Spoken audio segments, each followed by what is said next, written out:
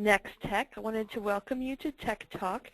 Today we have Nate Roletter, who is our Security and Surveillance Specialist here at Nex-Tech, and Steve Riot on the phone with us to do a little show for us today. I wanted to remind everybody to, if you had any questions, you can enter them on the questions pane, and we will get to all of those at the end of the presentation, should there be any.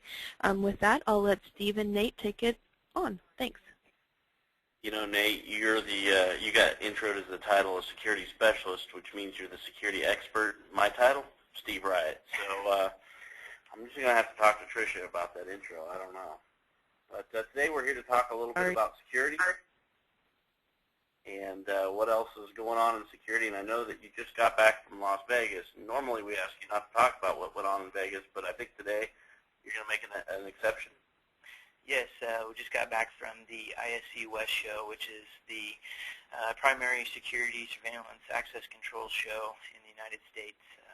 Got to go out there, be amongst about 20,000 other security vendors and integrators, and so we got to learn a lot of cool things, bring back some information that we'd like to share with you a little bit today. Excellent. Now, I think you put some pictures out here. Now, was this your dinner out in Las Vegas, or what exactly was this? Well, it was getting close to lunchtime here, so I figured work up our appetite here. But basically, let's talk about security and what a little bit of portion control of what does your business actually need. Do you just need a little bit? Do you need something with a little bit of flavor, or do you need the full meat and potatoes to keep your business secure? So there's a lot of different avenues that we can look at when it comes to security. We'll hit on those three main topics, but it's just work with a qualified partner to determine what your actual needs are. So there's a lot of different sizes of businesses out there that Nex-Tech works with, and each one of those is a little bit different. Excellent. So I guess, you know, the things I've noticed that has changed is, you know, what is the need of businesses? And I know that typically we think of the last thing on your list here, theft.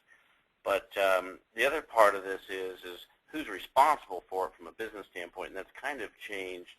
And from my perspective, what I've seen has changed is it used to be that the security was kind of the office manager's job, or maybe the admin was that kind of their position, and then this has moved more into the IT world because a lot of this product is IP based, and I know that a lot of our IT folks, which are probably mainly in our call today, you know, they're just not knowledgeable on the product. So who are you seeing as responsible for this in the typical office, and why are they doing this for their business? Well, typically it's the small business owner, the HR staff, or IT are the three main groups that are responsible for keeping your business safe and secure. So HR is involved because they want to make sure that they're keeping their employees safe when they're coming to and from work and about the facility. IT is always involved because, like Steve mentioned, we're moving more towards an IP-based platform across, whether it's alarm or surveillance or access control. So they're always involved, and then the owner of the business, and because it is their assets that's coming out of their bottom line, if things are coming up missing. So the responsibility really comes back on business to keep theft and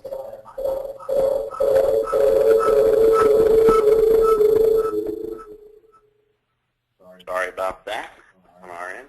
So ultimately, this responsibility is.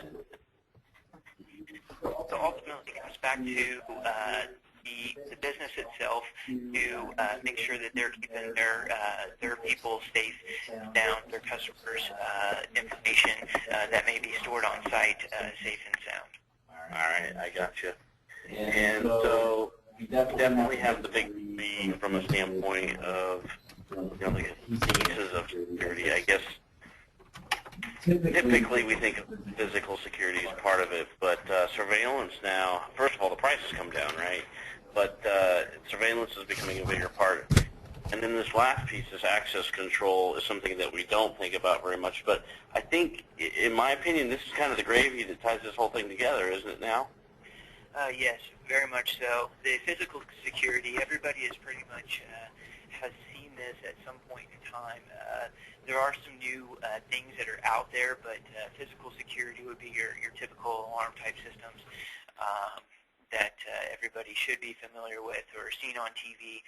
Surveillance is becoming a increasingly hot topic as resolution levels increase and the detail is there in the images that the customers are wanting to make sure that they're keeping their businesses safe and monitor. Also has the ability to be used much more than a theft deterrent. Access control is where we would potentially be using key card type systems to manage who has access into a facility or room. So we'll dig a little bit deeper into all three of those here, but those are the three different directions that we can look at going and keeping your business safe and secure. All right, so kind of moving forward here, I know that you put this list up here of what's your priority, you know, the assets, the employees, the customers, and I don't know that we want to spend a lot of time on this other than each business needs to put together their list of priorities, and this allows an expert like yourself to come in and help them start bringing priority to a system and where to start and kind of where to end. Is that pretty much the point there? Yeah, it's always good to have a direction that you're wanting to go and to be able to provide that information to a company like Nex-Tech so that we can design a plan that meets your needs. Perfect. So physical security, this is the standard stuff, right? This is the panel on the wall with the little LCD screen, somebody breaks in, it sets off an alarm, right? Is that Yeah, a traditional alarm system is going to be your proactive approach for intrusion detection, so door contacts, motion detectors, glass break, panic buttons, monitored 24/7, 365, and of course, with all the systems now, remote connectivity or remote access into the systems is very much a big concern today.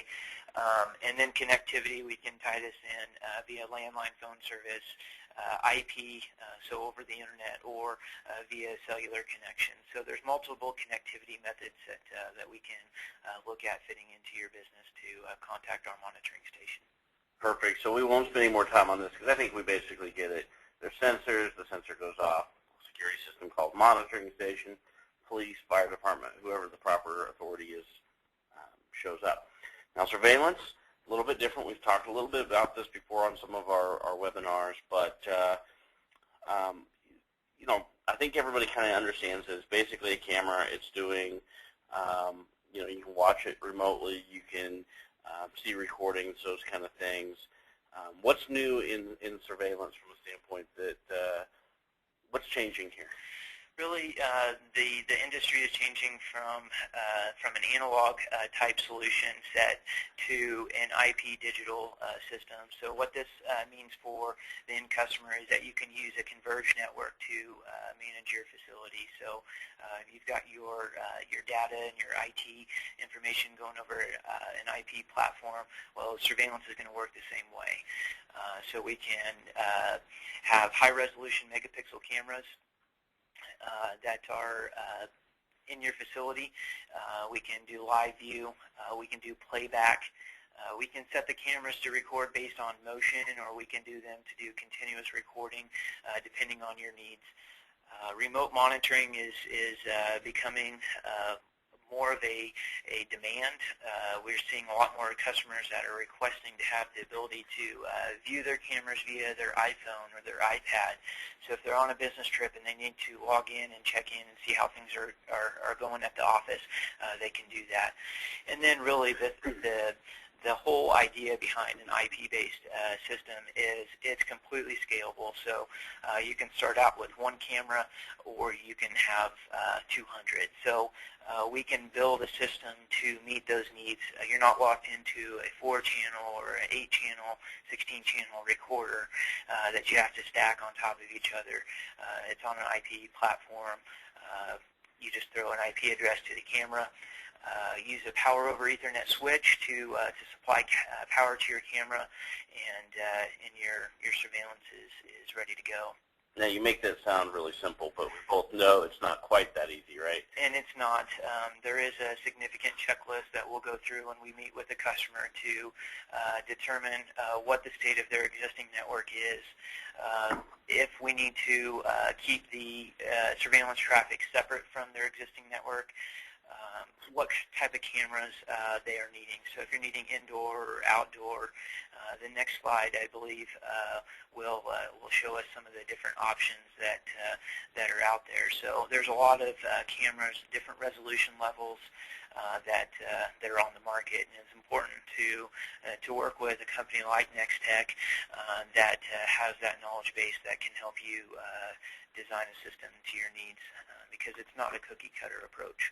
Now, I'm going to give you a little bit of trouble. My question to you was, what's changed in security? And you avoided it, but I think you ended up getting around to it.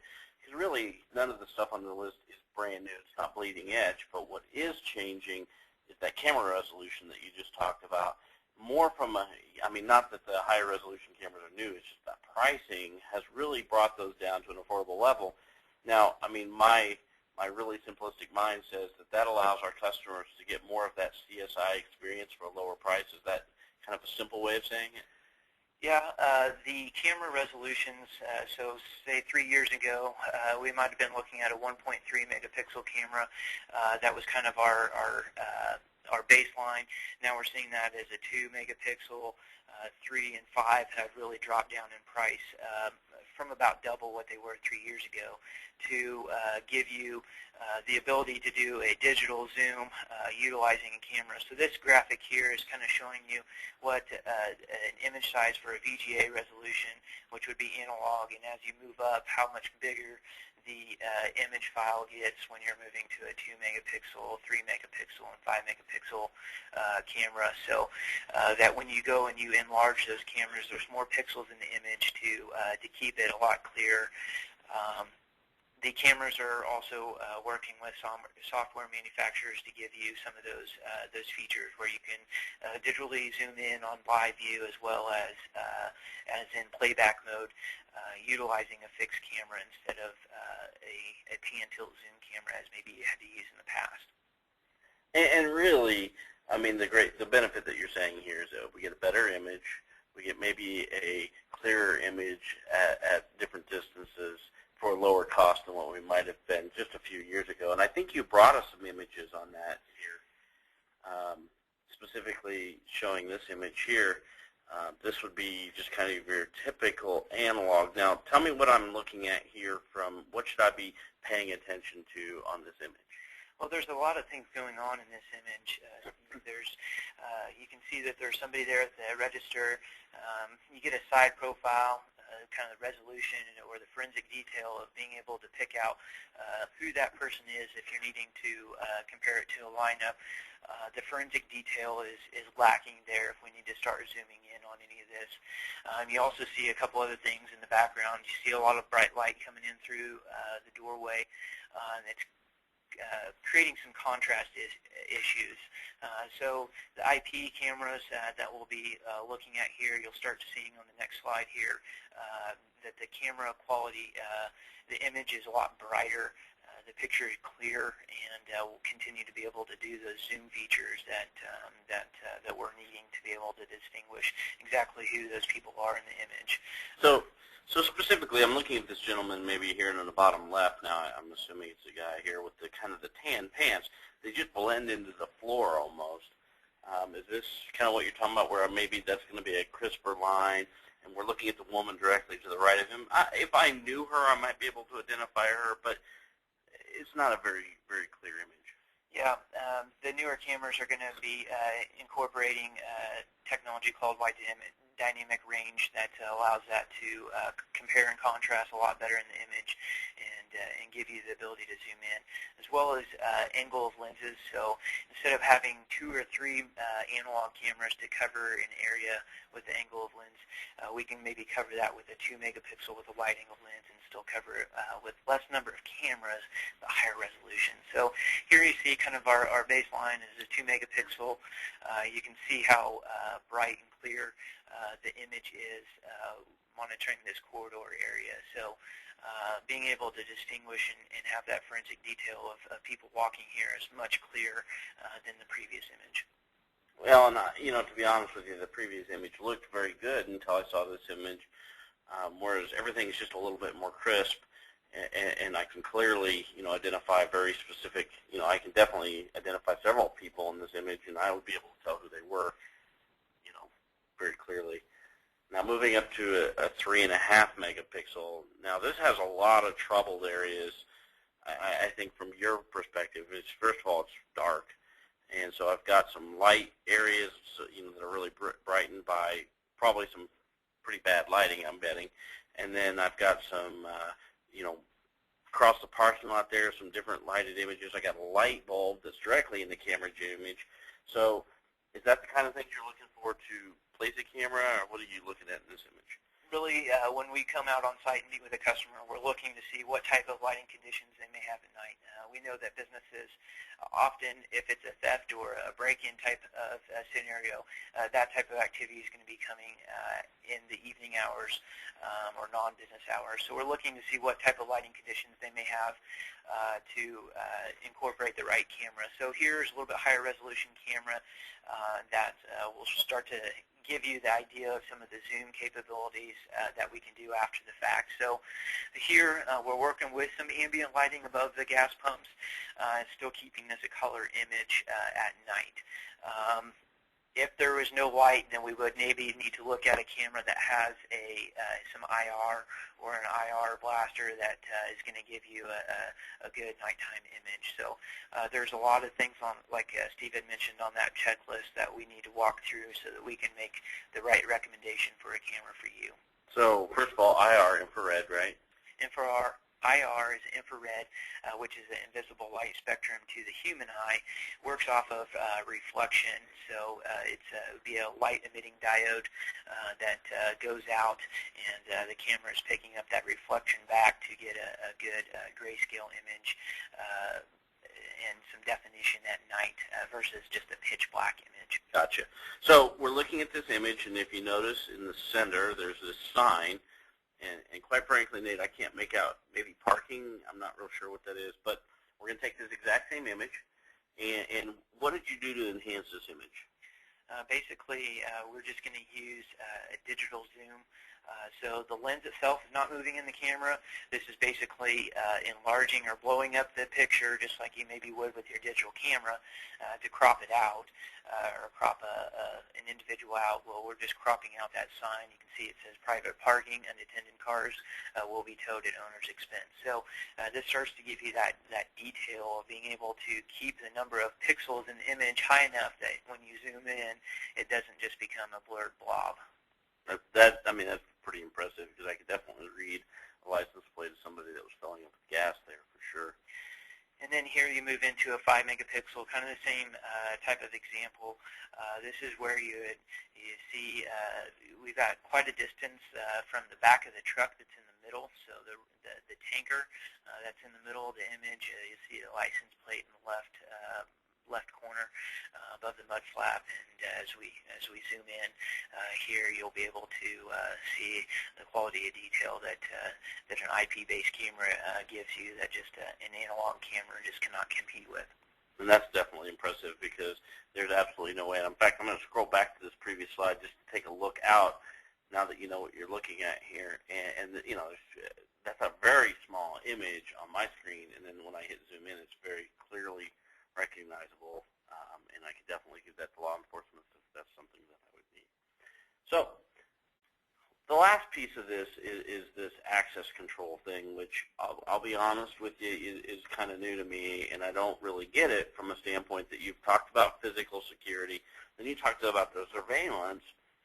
What does this do to tie those together? What makes this so unique and interesting that really most businesses should be looking at? Well, this does a couple things. Access control has kind of in the past been thought of a really high-cost industry. It's going to be high-end. You're only going to do it if you're a real big business or retail or corporate office or high-security areas. But really, we're seeing this be more of an area that in the industry that is growing. So what access control basically is it's an electronic form of granting access into your facility, so it's keeping your facility secure from the outside world, but also the ability to manage internally and track the path of your employees and instantly change where somebody has access to within your business. So if your IT staff needs to be able to get into the IT server room, but the rest of the company doesn't need to have access to that, we can control that. Say there's a new IT person that comes on board with your company, we add them or enroll them into the system, and now they have access to that set of doors. So this really kind of does a couple of things. One, it cuts down on operations cost of having your metal keys that you have that you're having to constantly have a locksmith maybe come out and change out as employee turnover occurs. The access control basically is a click of a mouse to enroll or remove a card out of the system. Okay, and excellent. So how, I'm calling you out on it again. So how does this tie us together? Because this can work, hand in hand with these other technologies that we talked about, right? So again, access control can be tied into alarm systems. So first in rule, the first person into the business would present their credentials to the card reader, and it can, based on their credentials, say yes, they have the ability to enter in through this door, but also disarm the alarm panel. So that would be an integration path, as well as we're starting to see some video integration where you would have a camera on the inside of this entry door. So when this card is presented, it is showing you a video on the inside of the door about exactly who's entering in. So here you have kind of that redundant mapping feature of saying, okay, Jim was the one that his credentials were at the card reader, but it was Bob who entered in the door. So here we have an issue that we need to potentially maybe take up with HR and find out, why does Bob have Jim's card, or why does this person have access that maybe they're passing their card off to another person? So or duplicate keys, if somebody's made a copy of the key. You can really integrate all three of these systems now into one platform, or use them together to make sure that your business is the most secure that it can be. Now, we kind of hinted that this integrates with your IT world. Can I control access with my Active Directory, or do I have to create all new users, or do I have to have all that stuff? Tell me what the options are, from an IT standpoint, because I may or may not have any or all of those options.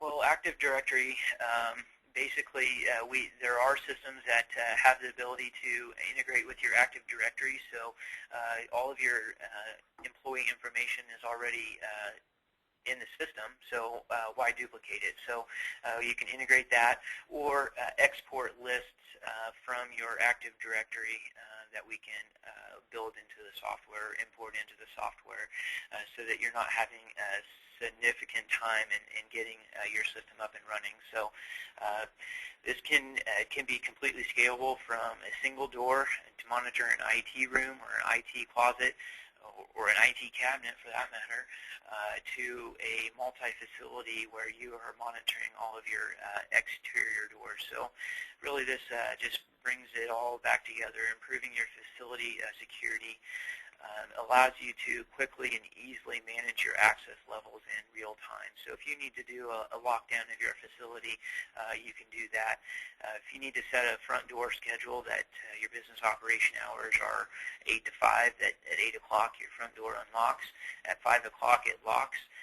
Holiday schedules can certainly be integrated into that, and as we kind of mentioned, managing your operations cost of having somebody on staff or a maintenance individual that's having to go around and do upkeep on the doors and having a locksmith out. So there's a lot of benefits of access control that can help your business run more efficiently.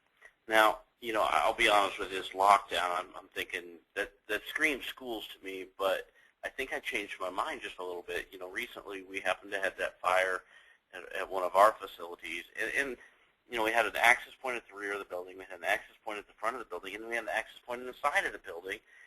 And we didn't have a way, other than putting somebody, kind of at the front of the building, make sure employees didn't try to go in the front, not knowing that the fire was in the rear.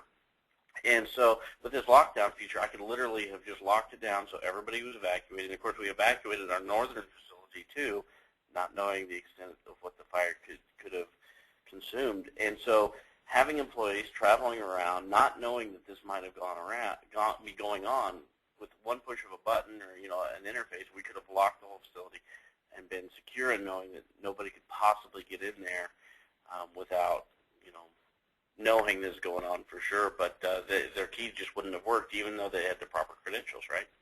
Yes, very much so. All right, and so I know that you put some additional information on here. The other thing I was thinking is, like a retail location, those kind of things. I would know for sure that the store was opened on time. I would know for sure that it wasn't shut down early, those kind of things, right? Yes, and this, like we had mentioned, gives you an audit trail, so you can see exactly what time the card was used. So if somebody closed up the shop, but then they came back in after hours, you have that complete audit trail to say, why did you come back in 2 hours later, and why were you here for 30 minutes before you exited the building again? So that's keeping your business safe and having those audit trails so that you can take care of a situation at hand is very important. So how many doors do I have to get started with this? One. Okay. You just have to have one door.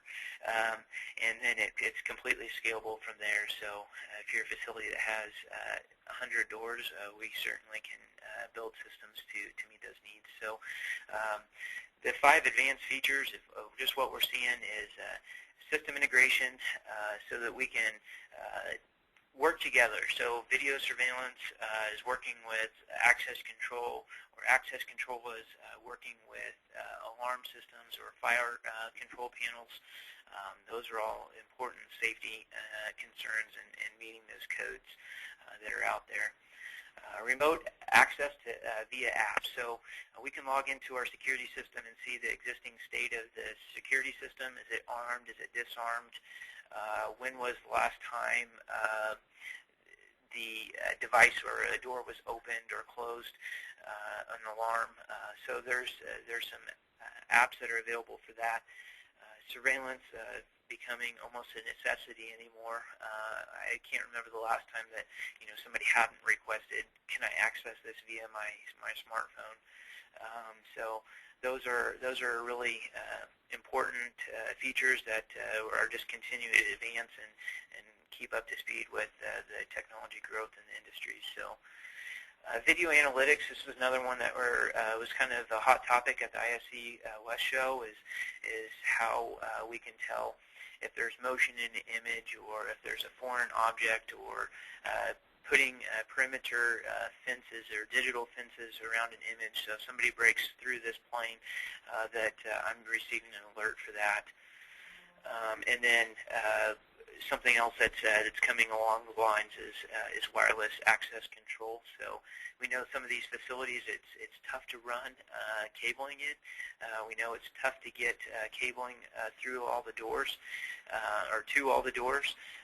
So a wireless access control allows us to do a retrofit of your existing door hardware with a wireless access control system, and basically add those features to your lineup without a whole lot of costly expenses of running cable and labor time that may be involved with that. And then something else that we're seeing coming down the pipe, and we're starting to see it more and more, and that's your hosted services. So this would be where you're looking to a company like Nex-Tech to manage your services, your security, your surveillance, your access control, and potentially have that stored in our cloud or our data center. So instead of having equipment on site at your site, we would have that all here at Nex-Tech and be managing that for you. All right, and really what that's all about is reducing our end user cost, right? Because we can make that maybe larger kind of a back-end purchase and then share it across multiple customers. Now, it doesn't affect the individual customer security, right? It just reduces their overhead from a front-end standpoint. Yeah, we can potentially look at, instead of having to have all of the individual hardware set up at your site, we would have that at our site, which is backed up redundantly. So, if your business is wiped out by a tornado that we've seen recently, it's backed up at another location. So that if we need to get your site up and running or do a system restore, we can do that from our data center. So and just a little bit of redundancy built into that on the back end of it. Excellent. So the SaaS thing, security as a service, which would be the piece, we kind of just led into it. That one of the things that we try to do is make those larger end purchases for ourselves, and then maybe allocate it across a bunch of different customers, reducing our customers' front-end expenses, but ongoing expenses when it comes to upgrading that equipment or patching it or upgrading it to whatever it needs to be, software or hardware from that standpoint. That's one piece of it. But also, I think security is a long time has been ignored. And please correct me where I'm wrong. That you think you just install it once, and then 10 years from now you might have to look at it again. But with the changes in technology that are coming with several of the things that you mentioned earlier, this really needs to be an ongoing process. Is that what you're seeing in the industry? Well, just like your data networks are continuing to evolve and change, and solutions, cloud-based platforms that you might be seeing on other sides of the business are evolving and changing. Security is much the same in that it is continuing to, resolution levels of cameras are continuing to increase. Access control systems are pushing the envelope on what they can do and how they can help your business. So we're just seeing that there's a lot of rapid advancements in this industry, and so the security as a service is a perfect fit. Instead of having an outright purchase and having a large investment that you go and you put into your business location, and then 2 or 3, 4 years, 5 years down the road, it's out of date and having to start all over, you would just let Nex-Tech take care of that for you. So this would be more of a managed service where Nex-Tech is coming in and meeting with you, determining what your needs are, building a system that meets those needs, and then instead of having an outright purchase of that, you would have a monthly fee, just much like providing phone or internet service to your location, only we're providing you the security service. So here all of your equipment, installation, and maintenance is included. So yeah, one of the things that I know that I'm always concerned about is what's the outright purchase versus the SaaS agreement, which I think you kind of addressed the first part, which is that upfront purchase, meaning you're just paying for it monthly versus a huge upfront expense, which might require a maintenance fee, which might also require ongoing hardware upgrades based on your security requirements. And I think one of the biggest part would be is that, maybe I buy security for my business, and then 6 months or a year down the road, I all of a sudden have decided that I want to expand the system significantly. Then, in the old way of buying it, I had to throw that equipment in the trash potentially because it wasn't scaled for double the, the growth maybe. And whereas my understanding with Nex-Tech, if you get on their agreement, we'll just take that equipment back, we'll get you the new hardware that meets the agreement. Of course, there might be a monthly fee associated with that because you've doubled the size of the equipment, but you're not out all that capital investment. Is that what you see customers doing? I guess that's my first question. But secondly, it seems like it seemed at least initially to me odd that people would want to grow their system by double, but I think you're seeing that possibly. Well, I think the second answer kind of answers the first, in that it's so common that we'll go out on a 4-camera install, and within the first year, we'll see those systems at 6 to 8 cameras because they're finding that they're using the cameras for so much more than a theft deterrent or vandalism type activities, but they're seeing that it can help them out for liability or checking to see exactly did the UPS guy drop off the package when he said he did, or did he leave it at the back docking station, but then somebody else picked it up and took off with it. So the surveillance is kind of, you use it for so much more than what it's maybe originally be put in place for. But this all comes back to the original slide is your portion control. So if we're starting out small, an outright purchase might fit your business model. But as their system sizes grow and the more integrated the systems become, so does the cost. And so the SaaS might allow you to get into a full meal deal at day one versus an outright that we may have to phase in. So there's a couple things to look at. So say, for instance, you've got a $10,000 system need and a $3,000 budget. It's going to take us 3 to 4 years to phase that project in if it's a recurring budget. So by the time we get to that point, you're going to start having maintenance costs involved in that from your original system.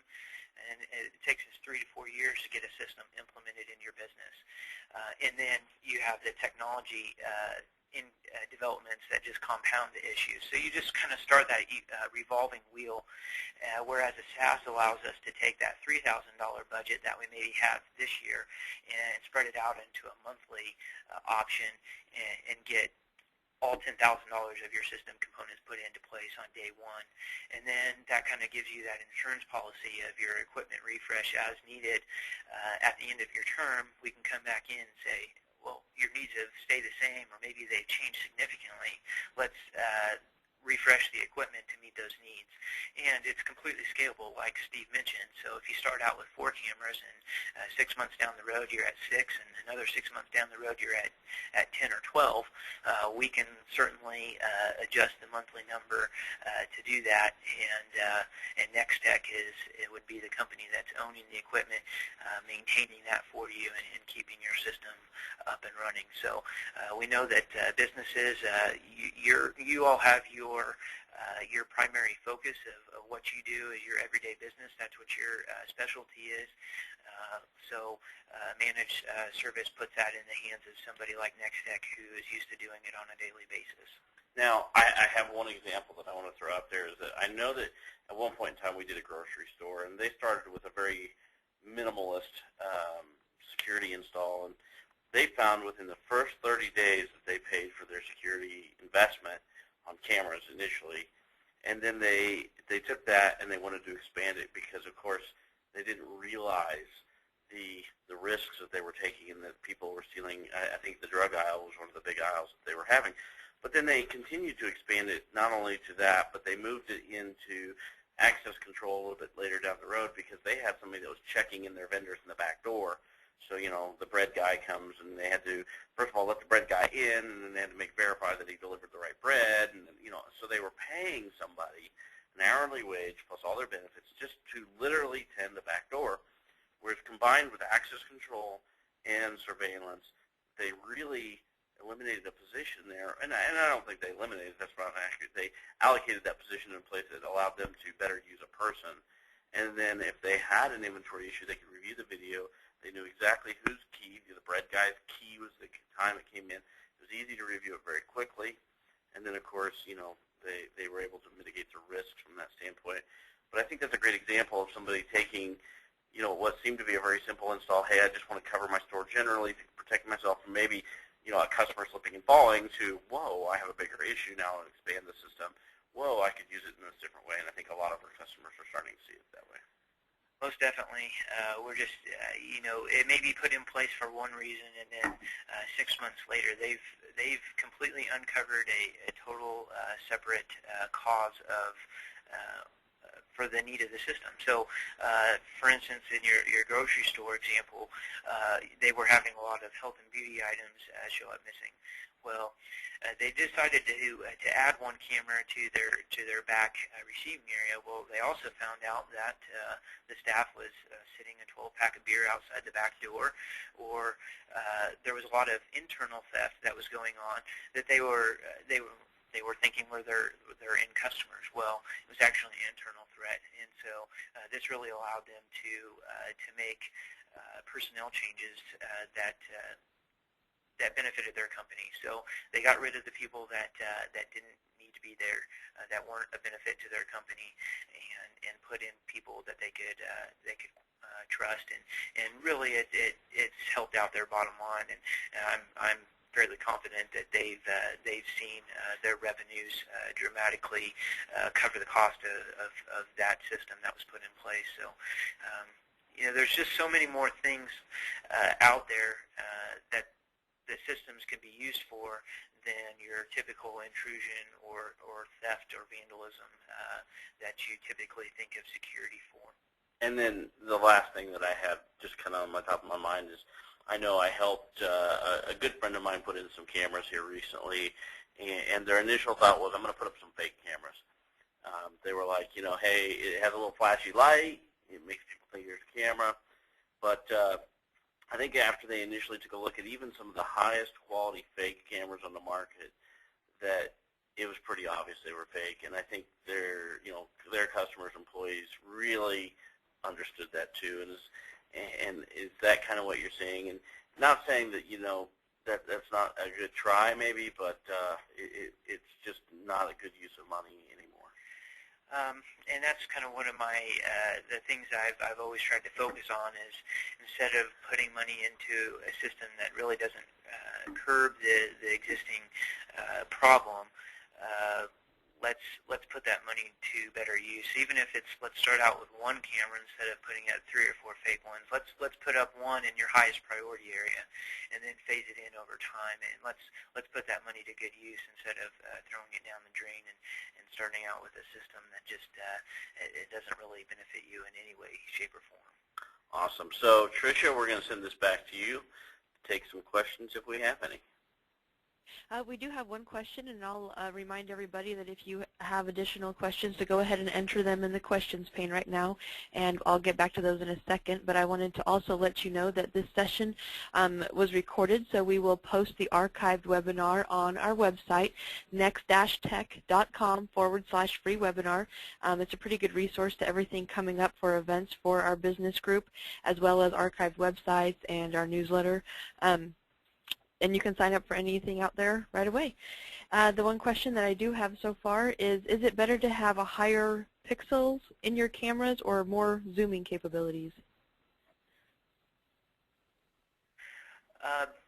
Really, I guess I would almost separate that out into 2 different types of cameras. So the megapixel resolution, where we can add more pixels into it, allows you to have one fixed camera cover a wider area and have that detail that you can zoom in after the fact, and have that, versus, say, a camera that's considered a pan-tilt zoom that actually has an optical lens that's doing the zooming for you. So a pan-tilt zoom would be more used in a live viewing scenario where you're needing to monitor a parking lot or a manufacturing facility where you're wanting to zoom in on different areas, where you can have somebody that's actually controlling the camera.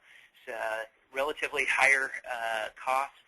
You've got moving parts, so more maintenance in the long run, versus a fixed camera that we can potentially put 2, sometimes 3 fixed cameras to cover the same amount of area, and still give you that high enough resolution that we can zoom in those areas where we need to and have all of the areas covered, versus a pan-tilt zoom that's only going to be covering the area that it was last left at. So, for instance, we used to have a pan-tilt zoom in our back parking lot.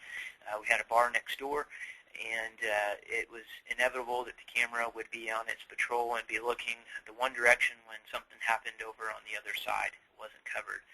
when realistically we've made the change now to several fixed cameras across the backside of our facility that's covering 100% of the area, 100% of the time for the same amount of cost as what a pan-tilt zoom camera would be. So there are some different ways of looking at that and approaching that. Okay, thank you, Nate. I don't have any more questions, so if I would thank everybody for attending, and see you next time. Bye-bye.